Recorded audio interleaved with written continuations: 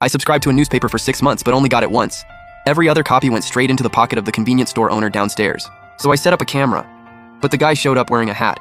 Then I tried waiting at the mailbox early. He got there before me.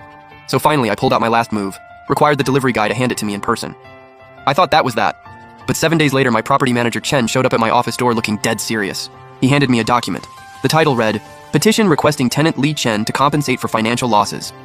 Filed by the convenience store owner downstairs, Lao Zhao." When I saw the 4 handwritten words on the form, I froze on the spot.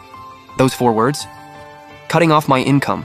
This was hands down the most ridiculous claim I'd ever heard in my life. Lao Zhao wrote in the petition, "For the past 6 months, that newspaper was his main source of financial news. But a week ago, I cut off his supply, damaging his business, so he was demanding I pay him $8,000. I was so furious I couldn't even speak. How shameless can a person be, talking about stealing like it's totally justified? Seeing how angry I was, Manager Chen adjusted his glasses. Lao Zhao's side says he thought it was just stuff your company threw out, like recycling. He thought that by wearing a hat and dodging the cameras, I wouldn't figure it out. I have proof." I pulled out my phone, but Manager Chen grabbed my hand. "Li Chen, slow down, not yet. We're not here today to decide who's right or wrong.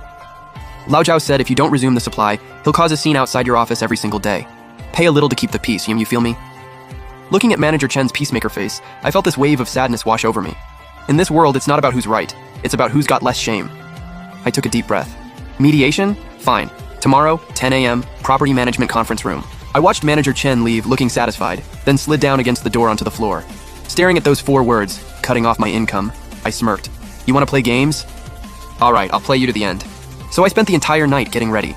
First, I pulled every payment receipt I had and printed them all out. Then I edited all the footage of Lao Zhao stealing my newspapers into a 12-minute documentary. I titled it, "A Shopkeeper's Side Hustle."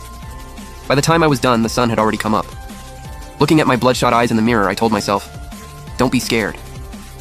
You've got the rules on your side." 9:50 a.m. I walked into the conference room. Lao Zhao and his wife were already sitting on one side. Lao Zhao was rubbing his hands, playing the victim. His wife shot me a death glare. The moment I sat down, his wife slammed the table. All he wanted was to read the newspaper. "You're so heartless. Just cut him off like that. Pay us $8,000, not a cent less." The room erupted in whispers. I could feel all those disapproving stares stabbing into me like needles. I laughed to myself, opened my folder, pulled out a stack of documents.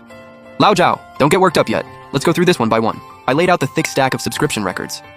"First, the newspaper you're calling expired junk? I paid for it out of my own pocket every month." I slid the printed records to the center of the table. "Here's my 6-month subscription history, $549 total, all paid by me, personally." The building manager and Manager Chen leaned in to look. Even Lao Zhao's wife's expression shifted. I kept going. "Second, you said you thought it was abandoned. I'm not buying that." I looked straight at Lao Zhao and called his bluff. "Every single time you took the paper, you deliberately avoided the cameras. You'd do that for something you thought was trash?" Lao Zhao's wife exploded. "That's a lie! Lao Zhao wears a hat."